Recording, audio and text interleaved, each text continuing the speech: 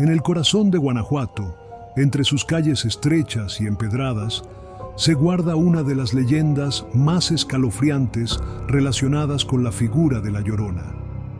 A diferencia de otras versiones, aquí su aparición está ligada a uno de los momentos más sangrientos de la historia de México, el sitio a la Alhóndiga de Granaditas en 1810. Durante aquella batalla, el aire se llenó de humo, pólvora y gritos de agonía. Hombres y mujeres caían bajo las armas y la ciudad se convirtió en un escenario de horror.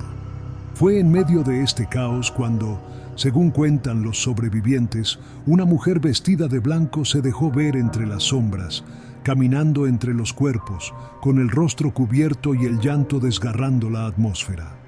Los testigos decían que no parecía pertenecer a este mundo. Sus pasos eran lentos, casi flotando sobre el suelo manchado de sangre.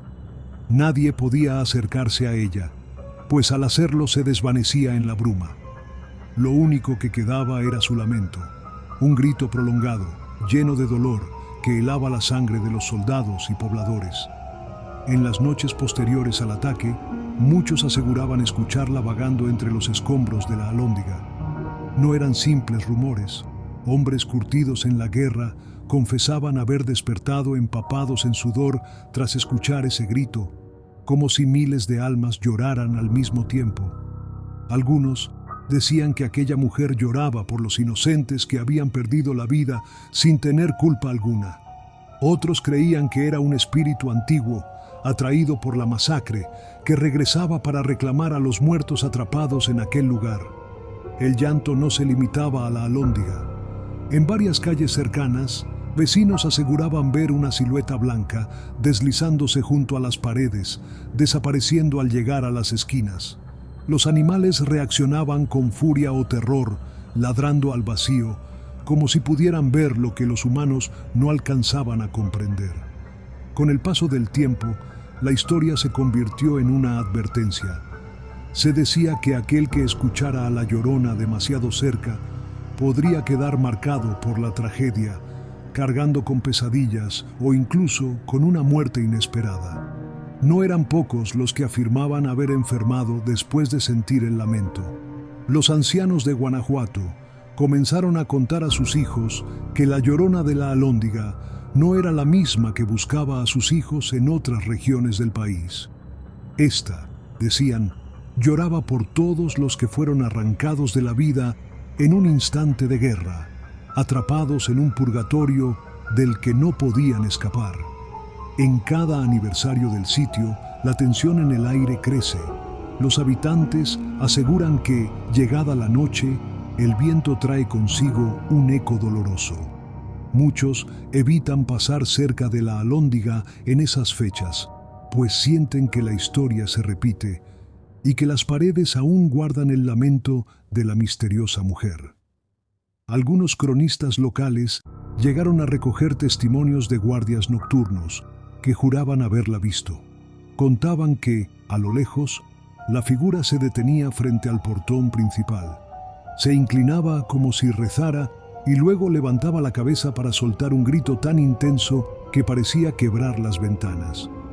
Los más escépticos creen que todo fue producto del miedo colectivo, que la visión de La Llorona no era más que una alucinación en medio del humo, el fuego y la sangre. Pero incluso ellos admiten que el llanto que aún se escucha en la oscuridad es algo que la lógica no puede explicar.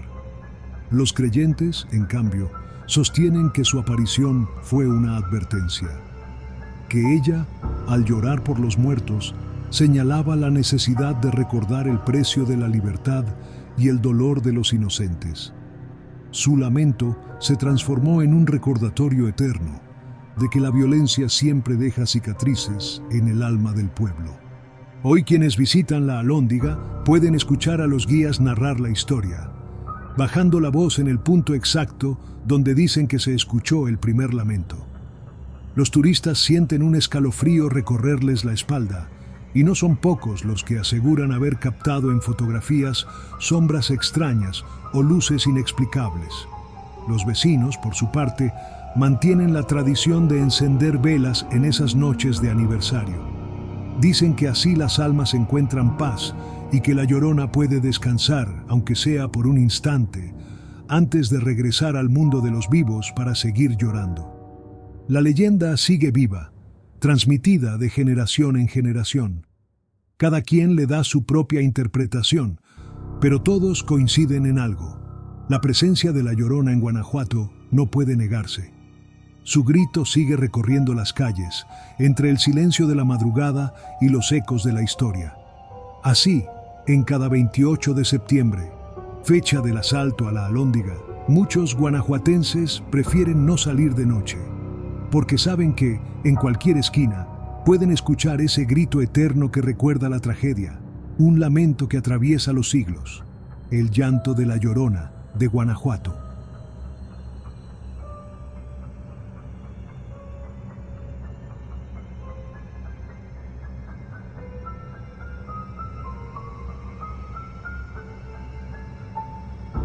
En la ciudad de Querétaro, cuna de conspiraciones y secretos de la independencia, existe una leyenda que ha sobrevivido por generaciones. Se dice que entre sus calles estrechas y empedradas cabalga todavía un mensajero que jamás logró cumplir con su destino. Durante aquellos días en que la insurrección contra la corona comenzaba a organizarse, los insurgentes dependían de cartas y mensajes clandestinos para coordinar sus planes. Uno de estos mensajeros, un joven valiente, cuya identidad se perdió con el tiempo, fue enviado con un encargo crucial: llevar un aviso que podía cambiar el rumbo de la conspiración en Querétaro. Sin embargo, la suerte le fue adversa. El joven fue interceptado por soldados realistas antes de cumplir su misión. La lucha fue breve y sangrienta. Cuentan que cayó a manos de sus perseguidores en un callejón oscuro, su sangre mezclándose con las piedras, mientras el mensaje que llevaba jamás llegó a su destino. Desde entonces, la gente asegura que su espíritu no encontró reposo. En las noches más densas de niebla, cuando la luna apenas ilumina los techos de cantera rosa, se escucha el galope de un caballo recorriendo las calles del centro histórico. Los testigos narran que no se trata de un jinete común. La figura es espectral, envuelta en un resplandor blanquecino, con un estandarte de la Virgen de Guadalupe ondeando en sus manos. Sus ojos, dicen, arden como brasas, y su rostro refleja tanto determinación como dolor. El caballo, negro como la noche, deja tras de sí un eco metálico que hace vibrar las paredes coloniales.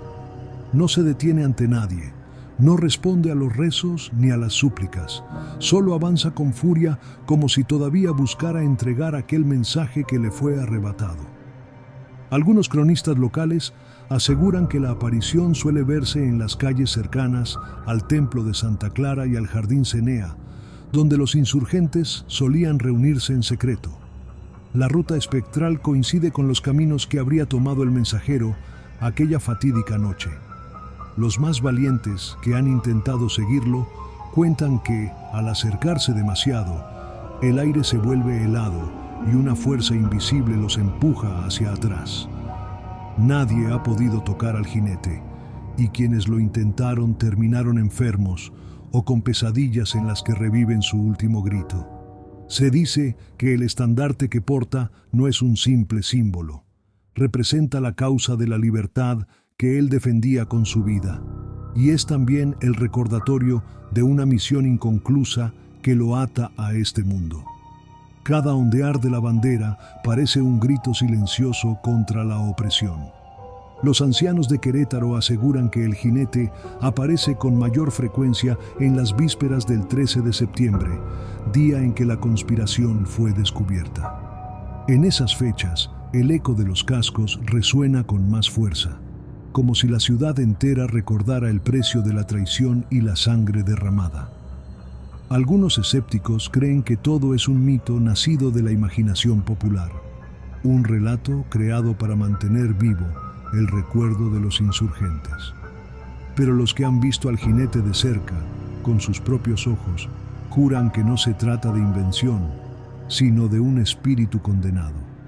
los guías turísticos narran la historia en recorridos nocturnos, bajando la voz al describir el momento en que el jinete cruza la niebla y desaparece de golpe en alguna esquina, dejando tras de sí el olor a tierra húmeda y pólvora. Los más supersticiosos aconsejan no cruzar las calles solitarias en noches de bruma. Dicen que, si el jinete te alcanza, puedes escuchar en tu mente el fragmento del mensaje que nunca entregó, palabras en susurros que hielan la sangre y dejan una marca imposible de borrar. Así, el jinete insurgente de Querétaro sigue cabalgando entre sombras y memoria. Su destino interrumpido lo convirtió en leyenda, y su figura espectral se alza como símbolo de valentía, sacrificio y tragedia.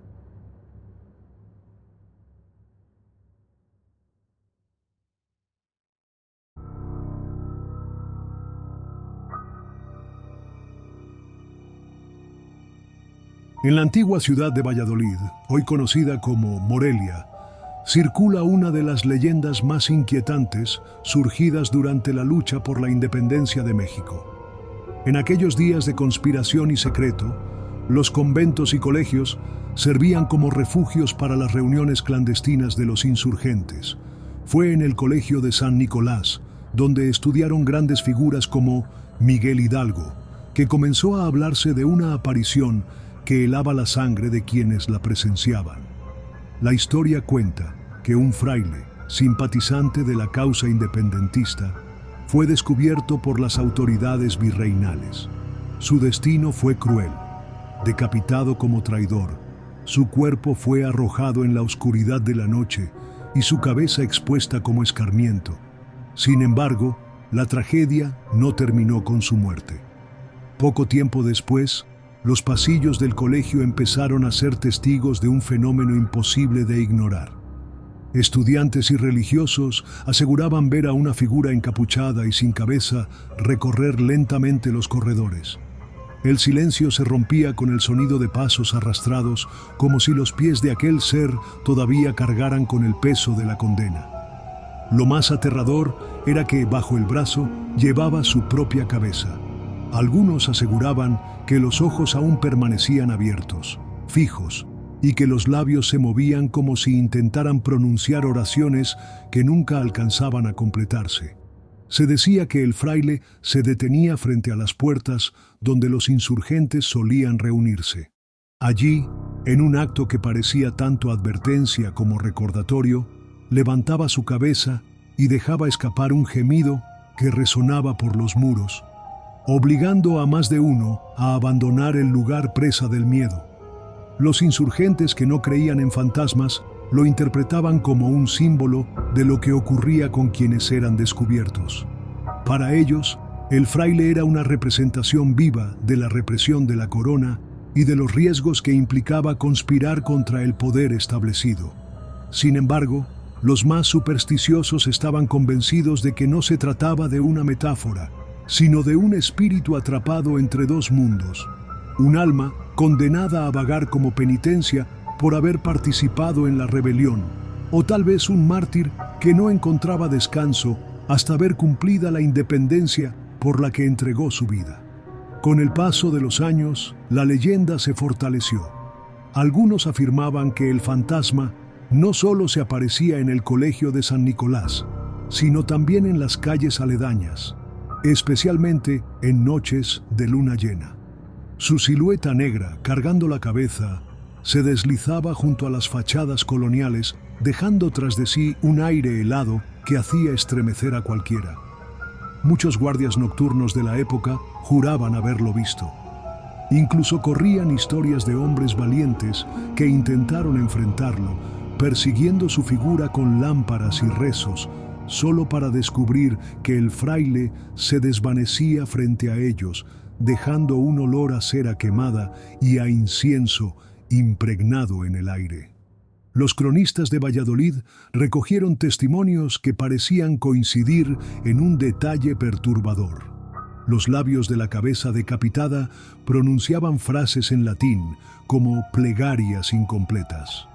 Algunos entendían aquello como un llamado de auxilio, otros como una maldición dirigida a los enemigos de la insurgencia. Con el tiempo, el Colegio de San Nicolás se convirtió en un lugar de respeto no solo por su papel en la historia académica y política de México, sino también por albergar una de las leyendas más siniestras. Los estudiantes caminaban rápido por los pasillos oscuros, convencidos de que el fraile sin cabeza podía aparecer en cualquier momento. En la actualidad, quienes visitan Morelia aún escuchan esta historia como parte de su tradición oral.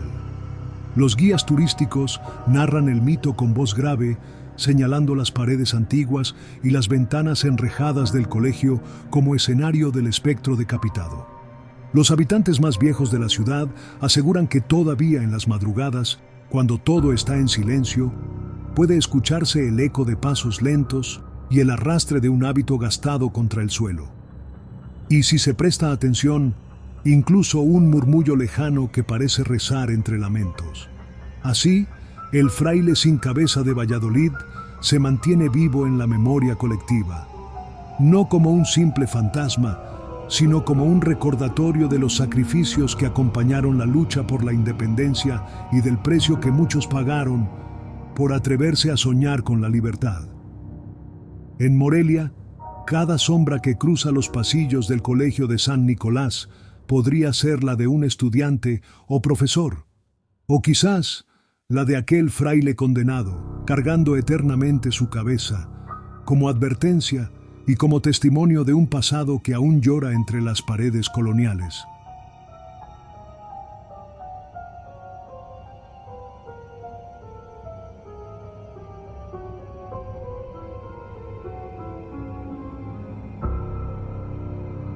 En el corazón de Dolores Hidalgo, donde inició el movimiento de independencia, la parroquia de Nuestra Señora de los Dolores guarda no solo historia, sino también una leyenda escalofriante que ha sobrevivido al paso del tiempo.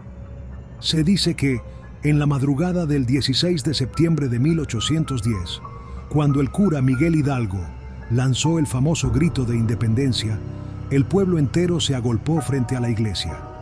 El fervor y el miedo se mezclaron entre gritos, lágrimas y oraciones. La multitud era tan densa que algunos fueron empujados y aplastados en el caos de aquella madrugada.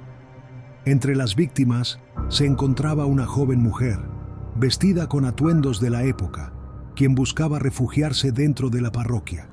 Nadie sabe su nombre, solo que su vida se apagó entre el tumulto, antes siquiera de comprender que estaba presenciando el inicio de un cambio histórico. Tras su muerte, comenzó a hablarse de apariciones extrañas en el templo.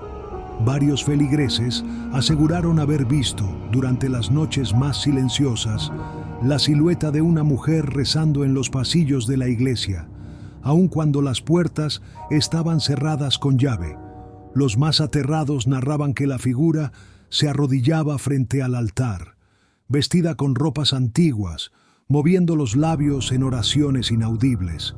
Lo más inquietante era que, al intentar acercarse, desaparecía sin dejar rastro, como si nunca hubiese estado ahí. Con el tiempo, la mujer espectral comenzó a ser conocida como la Dama de la Parroquia de Dolores. Su presencia, lejos de considerarse un consuelo, se convirtió en un símbolo de mal augurio. Los que afirmaban haberla visto aseguraban que esa misma noche eran perseguidos por pesadillas de desgracias, muertes o pérdidas irreparables. Algunos testigos decían que, en sus sueños, escuchaban campanas que no dejaban de sonar, acompañadas de llantos y sombras, y que siempre al despertar sentían el frío intenso de la madrugada, como si hubieran estado dentro del templo vacío junto a ella. Los sacerdotes del lugar intentaron explicar el fenómeno como supersticiones del pueblo. Sin embargo, incluso algunos de ellos confesaron haber sentido la presencia de alguien más durante sus vigilias nocturnas, escuchando pasos que resonaban en el piso de piedra, aunque la iglesia permanecía vacía. Con los años, la leyenda se reforzó. Hubo quienes decían verla desde afuera, a través de las ventanas de la parroquia, rezando frente al altar en medio de la penumbra, aun cuando el edificio estaba cerrado al público. Su rostro nunca se distinguía con claridad, pero su silueta femenina resultaba inconfundible. Los ancianos del pueblo aconsejaban no buscarla. Decían que aquel que la encontraba de frente podía quedar marcado por la desgracia, no porque ella lo deseara, sino porque su espíritu estaba condenado a arrastrar la tragedia de su muerte hacia los vivos.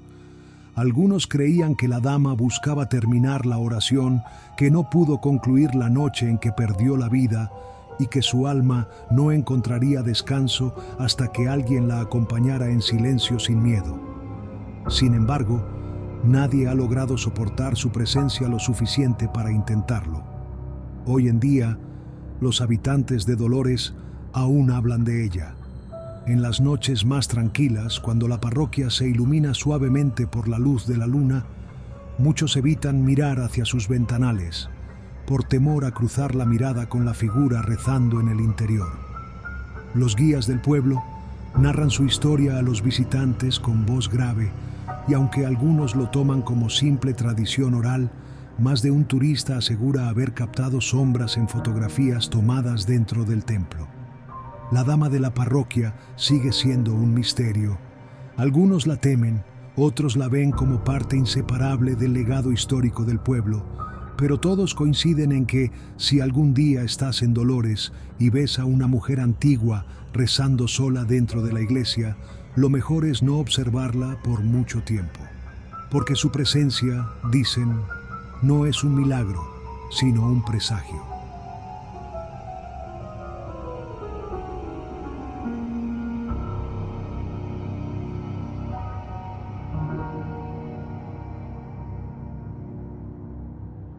En Querétaro, entre sus callejones cargados de historia, hay uno que guarda una leyenda especialmente macabra: el Callejón de las Campanas. A simple vista, parece un pasaje más de la ciudad colonial, pero durante la época de la independencia se convirtió en escenario de un castigo ejemplar que marcó a los habitantes para siempre. Se cuenta que, tras descubrirse a varios simpatizantes insurgentes, uno de ellos fue sentenciado a morir ahorcado públicamente en ese lugar. La ejecución no solo buscaba castigar al acusado, sino también sembrar el miedo entre quienes se atrevían a conspirar contra la corona. El día de la condena, la multitud fue obligada a reunirse en el estrecho callejón. Allí, frente a las paredes que años después escucharían el repique de las campanas de la libertad, el hombre fue colgado de una viga improvisada. Sus gritos de desesperación quedaron grabados en la memoria de todos los presentes. Cuando finalmente su cuerpo dejó de moverse, las autoridades lo bajaron y lo arrojaron fuera del callejón. Sin embargo, esa misma noche, algo extraño comenzó a suceder. Los vecinos aseguraron ver, bajo la luz de la luna, la silueta del hombre todavía colgada, oscilando lentamente, como si la soga nunca hubiera sido retirada. La imagen era tan real que algunos llegaron a huir despavoridos, convencidos de que el ajusticiado seguía allí, repitiendo su agonía. Con el paso de los días, las apariciones se hicieron más frecuentes. Incluso cuando no había nadie en el callejón, los habitantes escuchaban el crujir de la cuerda tensándose en la oscuridad, acompañado de un sonido sordo, como el de un cuerpo moviéndose de un lado a otro. Los más valientes se atrevían a entrar en el lugar a medianoche. Algunos juraban haber sentido cómo el aire se volvía más denso y cómo una sombra comenzaba a tomar forma poco a poco, hasta convertirse en la figura de un hombre colgado, con el rostro hinchado y la lengua salida. Se decía que quien se quedaba demasiado tiempo bajo esa visión sentía un nudo en la garganta, como si una soga invisible comenzara a apretarle el cuello. Era la advertencia de un espíritu condenado a repetir eternamente su muerte. Los cronistas populares de Querétaro recogieron testimonios que hablaban de este fenómeno. Algunos aseguraban que el fantasma no buscaba venganza, sino justicia. Otros afirmaban que su alma estaba atrapada porque murió sin poder entregar un mensaje importante a los insurgentes. Con el paso del tiempo, El Callejón de las Campanas se volvió lugar de supersticiones. Muchos evitaban cruzarlo de noche, y los que se atrevían lo hacían en silencio, temiendo provocar al espectro que colgaba sobre sus cabezas. Incluso hubo quienes afirmaron haber visto manchas oscuras en las paredes, semejantes a marcas de manos, como si el ajusticiado hubiera intentado aferrarse en sus últimos momentos de vida. Hoy en día, la leyenda sigue viva entre los queretanos. En las noches despejadas, cuando la luna ilumina el callejón, hay quienes aseguran que la sombra de un cuerpo colgado se balancea suavemente, sin que exista nada de donde pueda colgarse. Los guías turísticos narran la historia con voz grave, recordando que ese callejón fue testigo tanto de dolor como de libertad. Y no son pocos los visitantes que aseguran haber sentido un escalofrío inexplicable al escuchar el eco del crujido de la soga en la oscuridad. El ahorcado del Callejón de las Campanas se convirtió así en uno de los fantasmas más temidos de Querétaro, condenado a oscilar por siempre bajo la mirada de la luna, como recordatorio de la violencia con la que se pagaba el precio de la insurgencia.